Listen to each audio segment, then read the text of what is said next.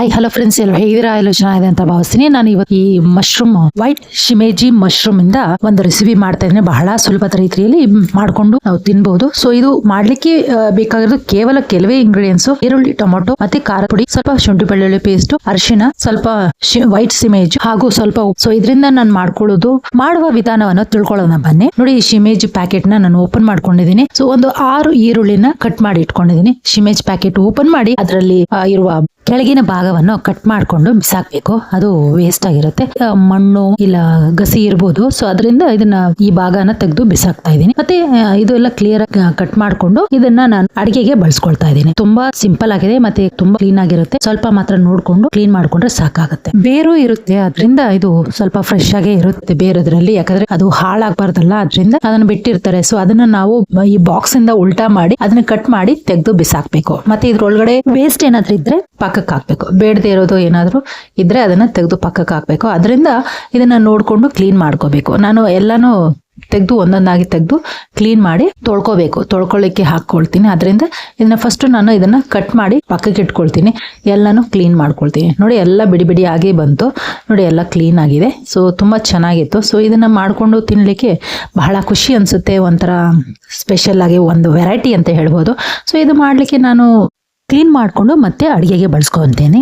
White ಶಿಮೇಜ್ mushroom ಅನ್ನ ತೊಳ್ಕೊಳ್ತಾ ಇದ್ದೀನಿ. ತೊಳ್ಕೊಂಡು ನೀರಲ್ಲಿ ಬೌಲ್ ಅಲ್ಲಿ ನೀರ್ ಹಾಕೊಂಡು ತೆಗಿಬೇಕು. ಮಣ್ಣೇನಾದ್ರೂ ಇರ್ಬೋದಲ್ಲ, ಸೊ ಅದರಿಂದ ಮಣ್ಣು ಇಲ್ಲ ಇಂದ ಬರೋದಿಲ್ಲ, ಅದರಿಂದ ಕ್ಲೀನ್ ಮಾಡಿ ಇಟ್ಕೊಳ್ಳೋಣ. ಸೊ ಇದು ಹೀಗೆ ಮಾಡ್ಕೊಳ್ಳೋದು. ಸ್ವಲ್ಪ ಉಪ್ಪು ಹಾಕಿ ತೊಳ್ಕೊಂಡ್ರೆ ಬೆಸ್ಟ್. ಸೊ ನಾನು ಸ್ವಲ್ಪ ಉಪ್ಪು ಹಾಕಿದೀನಿ. ಉಪ್ಪು ಹಾಕಿ ಫಸ್ಟ್ ತೊಳ್ಕೊಂಡು ಅದನ್ನ ನೀರೆಲ್ಲ ತೆಗಿತಾ ಇದ್ದೀನಿ. ಒಂದು ಪ್ಲೇಟ್ ಹಾಕೊಳ್ತೀನಿ. ನೀರೆಲ್ಲ ಇಳಿಬೇಕು. ಸೊ ಎಲ್ಲ ತೆಗೆದು ಪ್ಲೇಟ್ ಹಾಕೊಳ್ಳೋಣ. ಜಾಸ್ತಿ ಕಷ್ಟ ಏನಿಲ್ಲ, ಇದು ಮಾಡ್ಲಿಕ್ಕೆ ತುಂಬಾನೇ ಈಸಿ. ಮತ್ತೆ ಇದು ಸಿಗೋದು ರೇರ್ ಅಂದ್ರೆ ತುಂಬಾನೇ ಎಲ್ಲಾ ಕಡೆನೂ ಸಿಗಲ್ಲ. ಸೊ ಸಿಕ್ಕಾಗ ನೀವು ಮಾಡ್ಕೊಂಡು ತಿನ್ನಿ. ಸೊ ಇದನ್ನ ನಾನು ತಗೊಂಡಿದೀನಿ. ಎಲ್ಲ ಮೊಳಕೆನೆ ಅಂತ ಹೇಳ್ಬೋದು.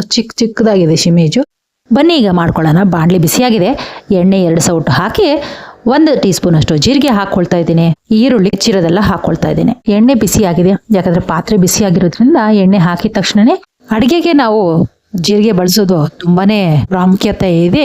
ಯಾಕಂದ್ರೆ ಜೀರಿಗೆ ಸೇವನೆಯಿಂದ ಜೀರ್ಣಕ್ರಿಯೆ ಹೆಚ್ಚಿಸುತ್ತದೆ, ಕಫ ಕೋಲ್ಡ್ ಎಲ್ಲ ಬರ್ದಂಗೆ ತಡೆಯುತ್ತದೆ, ಇಮ್ಯುನಿಟಿ ಬೂಸ್ಟ್ ಮಾಡುತ್ತೆ. ಸೊ ಇದಕ್ಕೆಲ್ಲ ಒಂದು ರಾಮಬಾಣ ಅಂತ ಹೇಳ್ಬೋದು. ಅದರಿಂದ ಜೀರಿಗೆನ ಬಳಕೆ ಮಾಡ್ಕೋಬೇಕು. ಜೀರಿಗೆ ಹಾಕೋಬೇಕು, ಯಾಕಂದ್ರೆ ಯಾವ್ದೇನೋ ಪದಾರ್ಥ ಮಾಡಿದಾಗ ಜೀರಿಗೆ ಹಾಕೊಂಡಾಗ ನಮ್ಗೆ ಆರೋಗ್ಯಕ್ಕೆ ಒಳ್ಳೇದು. ಆ ದೃಷ್ಟಿಯಿಂದ ನಾನು ಜೀರಿಗೆ ಹಾಕೊಳ್ತಾ ಇದ್ದೀನಿ. ಸೊ ಅಡಿಗೆ ಮಾಡುವಾಗ ಎಲ್ರಿಗೂ ಇದು ನೆನಪಲ್ಲಿ ಇರ್ಬೇಕು. ಮತ್ತೆ ಈರುಳ್ಳಿ ನಾನು ಕಟ್ ಮಾಡಿ ಇಟ್ಕೊಂಡಿದ್ದೀನಲ್ಲ, ಸಣ್ಣ 6 ಈರುಳ್ಳಿ. ಸೊ ಅದನ್ನು ಸೇರಿಸ್ಕೊಳ್ತಾ ಇದ್ದೀನಿ. ಇದು ಮೇನ್ ಇಂಗ್ರೀಡಿಯೆಂಟ್ಸ್ ಆಗಿದೆ. ಸೊ ಈರುಳ್ಳಿನೇ ಇದಕ್ಕೆ ಮೇನು. ಮತ್ತೆ ಯಾವ್ದು ನಾವು ಹಾಕಕ್ ಹೋಗಲ್ವಲ್ಲ. ಸೊ ಟೊಮೊಟೊ ಮತ್ತೆ ಈರುಳ್ಳಿ ಇದೇ ಮೇನು.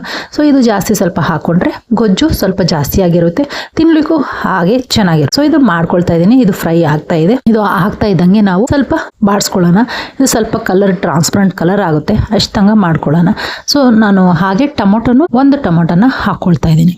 ಸೊ 6 ಟೊಮೊಟೊ ಹಾಕೊಂಡ್ರು ಚೆನ್ನಾಗಿರುತ್ತೆ. ನಾನು ಈರುಳ್ಳಿ ಜೊತೆ ಬೆರಕೆ ಆಗ್ಬೇಕು ಟೊಮೊಟೊ. ಸೊ ಆಗ ಬೇಗ ಬೆಂದೋಗುತ್ತೆ. ಉಪ್ಪನ್ನ ಸೇರಿಸ್ಕೊಳ್ಳೋಣ. ಒಂದು ಅರ್ಧ ಚಮಚದಷ್ಟು ಉಪ್ಪನ್ನ ಸೇರಿಸ್ಕೊಳ್ಳೋಣ. ಹೆಚ್ಚು ನೀರಿನ ಅಂಶ ಕೊಡುತ್ತದೆ. ಶುಂಠಿ ಬೆಳ್ಳುಳ್ಳಿ ಪೇಸ್ಟ್ 1 ಟೀ ಸ್ಪೂನ್ ಅಷ್ಟು ಹಾಕೊಳ್ತಾ ಇದ್ದೀನಿ. ವೈಟ್ ಶಿಮೇಜ್ ಮಶ್ರೂಮ್ ಸೊ ಹಾಕಿದ್ದೀನಿ, ಬೆಂದೋಗುತ್ತೆ. ಉಪ್ಪು, ಈರುಳ್ಳಿ, ಟೊಮೊಟೊ 3 ಸೇರಿದ್ರೆ ನೀರಾಗಿ ಬೇಯುತ್ತೆ. ಸ್ವಲ್ಪ ನೀರು ಇರೋದ್ರಿಂದ ಬೇಯೋದು ಬೇಗನೆ ಆಗುತ್ತೆ. ಟೊಮೊಟೊ ಜಾಸ್ತಿ ಹಾಕೊಂಡ್ರೆ ಗೊಜ್ಜು ಸ್ವಲ್ಪ ಜಾಸ್ತಿ ಆಗಿ ಬರುತ್ತೆ. ಸೊ ಟೊಮೊಟೊ ಸ್ವಲ್ಪ ಹಾಕೊಂಡ್ರೆ ಫ್ರೈ ತರ ತಿನ್ಬಹುದು.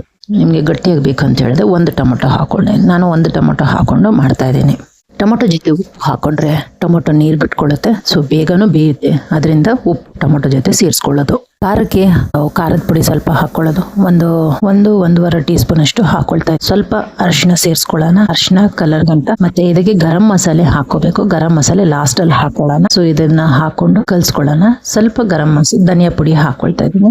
ಚೂರು ಧನಿಯಾ ಪುಡಿ. ಇದನ್ನೆಲ್ಲ ಕಲ್ಸ್ಕೊಳ್ಳೋಣ. ಒಟ್ಟಿಗೆ ಆಗ್ತಾ ಇದೆ. ಒಳ್ಳೆ ಪರಿಮಳ ಬರ್ತಾ ಇದೆ. ಕಲರು ಚೇಂಜ್ ಆಗಿದೆ. ಸೊ ಇದನ್ನೆಲ್ಲ ಒಟ್ಟಿಗೆ ಮಾಡ್ಕೊಂಡು ಇವಾಗ ನಾವು ಶಿಮೇಜನ್ನ ಇಟ್ಟಿದೀವಲ್ಲ ತೊಳೆದು, ಆ ಶಿಮೇಜನ್ನ ಇದರಲ್ಲಿ ಸೇರಿಸ್ಕೊಂಡು ಚೆನ್ನಾಗಿ ಕಲ್ಸ್ಕೊಳ್ಳೋಣ.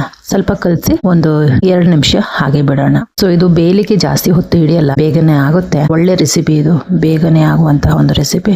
ಬೇರೆ ದೊಡ್ಡ ಬಟನ್ ಮಶ್ರೂಮ್ ಇರುತ್ತಲ್ಲ, ಅದು ಟೈಮ್ ತಗೊಳುತ್ತೆ ಬೇಯಲಿಕ್ಕೆ. ಇದು ಬೇಗ ಆಗುತ್ತೆ. ಇದು ಹಾಕಿ ಒಂದು 2-3 ನಿಮಿಷಕ್ಕೆಲ್ಲ ಬೆಂದೋಗುತ್ತೆ. ಸೊ ಮಾಡ್ಕೊಳಕ್ಕೂ ಚೆನ್ನಾಗಿರುತ್ತೆ. ತಿನ್ಲಿಕ್ಕಂತೂ ಚಿಕನ್ ತರಾನೇ ಇರುತ್ತೆ. ವೆಜಿಟೇರಿಯನ್ ಅವರು ಇದನ್ನ ಈ ತರ ಮಾಡ್ಕೊಂಡು ತಿನ್ಬಹುದು. ನಾನ್ ವೆಜಿಟೇರಿಯನ್ ಅವರಿಗೆ ಸ್ವಲ್ಪ ಚಿಕನ್ ತರಾನೇ ಅನ್ಸುತ್ತೆ. ತುಂಬಾ ಚೆನ್ನಾಗಿರುವಂತಹ ಒಂದು ರೆಸಿಪಿ. ಈ ವಿಡಿಯೋ ನಿಮ್ಗೆಲ್ರಿಗೂ ಇಷ್ಟ ಆಗಿದೆ ಅನ್ಕೊಂಡಿದೀನಿ. ಈ ವಿಡಿಯೋ ಇಷ್ಟವಾದಲ್ಲಿ ಒಂದು ಲೈಕ್ ಕೊಡಿ. ಹಾಗೆ ಈ ರೆಸಿಪಿ ಹೇಗೆ ಬಂತು ಅಂತ ತಿಳಿಸಿ. ಮತ್ತೆ ಇದಕ್ಕೆ ಸ್ವಲ್ಪ ನೀರು ಹಾಕೊಂಡು ಇದಕ್ಕೆ ಸ್ವಲ್ಪ ಗೊಜ್ಜು ಬರುತ್ತೆ. ಸೊ ಬೇಕಾದಲ್ಲಿ ನೀವು ಸ್ವಲ್ಪ ಟೊಮೆಟೊ ಹೆಚ್ಚಾಗಿ ಹಾಕೊಂಡ್ರೆ ಗೊಜ್ಜು ಸ್ವಲ್ಪ ಜಾಸ್ತಿಯಾಗಿ ಬರುತ್ತೆ. ಸೊ ನಾನು ಒಂದೇ ಟೊಮೆಟೊ ಹಾಕಿರೋದ್ರಿಂದ ಇಷ್ಟ ಆಗಿದೆ. ಸೊ ಇಬ್ರು ತಿನ್ಲಿಕ್ಕೆ ಸರಿಯಾಗಿದೆ ಇದು. ಸೊ ಒಳ್ಳೆ ರೆಸಿಪಿ ಇದು. ತುಂಬಾನೇ ಚೆನ್ನಾಗಿರುವಂತಹ ಒಂದು ಟೇಸ್ಟಿ ಆದಂತಹ ಒಂದು ವೈಟ್ ಶಿಮೇಜ್ ಮಶ್ರೂಮ್ ತುಂಬಾ ಚೆನ್ನಾಗಿರುತ್ತೆ. ಇದು ಒಂದು ವೆರೈಟಿ ಆದಂತಹ ಒಂದು ಮಶ್ರೂಮ್, ಬಹಳ ರುಚಿಯಾದಂತಹ ಆರೋಗ್ಯಕರವಾದಂತಹ ಹೆಚ್ಚು ಪ್ರೋಟೀನ್ ಉಳ್ಳ ಶಿಮೇಜ್ ಮಶ್ರೂಮ್, ಬೇಬಿ ಮಶ್ರೂಮ್ ಅಂತ ಹೇಳ್ಬೋದು. ಬೇಬಿ ಮಶ್ರೂಮ್ ಅಂತ ಹೇಳೋಕ್ಕಿಂತನೂ ಇದು ಮೊಳಕೆಯಲ್ಲಿರುವಂತಹ ಒಂದು ಮಶ್ರೂಮ್ ಅಂತ ಹೇಳ್ಬೋದು. ಒಳ್ಳೆ ರುಚಿಯಾದಂತಹ ಒಂದು ಮಶ್ರೂಮ್ ಫ್ರೈ ಇಲ್ಲ ಗಟ್ಟಿ ಫ್ರೈ ಮಾಡ್ಕೊಂಡು ತಿನ್ನಿ, ಚಪಾತಿಗೆ ಇಲ್ಲ ದೋಸೆಗೆ, ರೊಟ್ಟಿಗೆ ಒಳ್ಳೆ ಟೇಸ್ಟಿ ಆದಂತಹ ಒಂದು ರೆಸಿಪಿ ಇದು. ಎಲ್ರು ಮಾಡ್ಕೊಳ್ಳಿ, ತಿನ್ನಿ, ಎಂಜಾಯ್ ಮಾಡಿ. ಅದೇ ತರ ನಮಗೂ ಪ್ರೋತ್ಸಾಹ ಕೊಡ್ತಾ ಇರಿ. ಇನ್ನ ಒಳ್ಳೆ ಹೊಸ ರೆಸಿಪಿಗಳನ್ನ ಕೊಡೋಣ. ಸೊ ಹೀಗೆ ನೋಡ್ತಾ ಇರಿ, ಕಮೆಂಟ್ ಹಾಕ್ತಾ ಇರಿ, ಮತ್ತೆ ಹೆಚ್ಚು ಸಬ್ಸ್ಕ್ರೈಬ್ಗಳನ್ನ ಕೊಡಿ, ಶೇರ್ ಮಾಡಿ. ಧನ್ಯವಾದ.